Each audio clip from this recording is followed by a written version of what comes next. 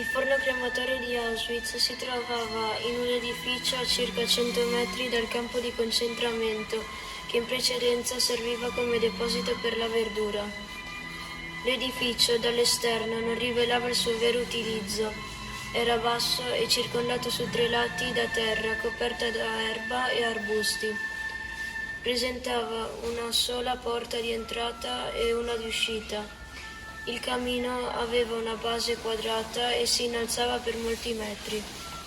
Al suo interno erano presenti 4 forni nei quali potevano bruciare simultaneamente da 4 a 6 cadaveri. Quando erano in funzione, dal camino si levavano fiamme visibili di notte, anche da lontano, e veniva rilasciato un fumo di colore scuro. E se il vento lo riportava verso terra, si diffondeva ovunque un odore sgradevole di bruciato.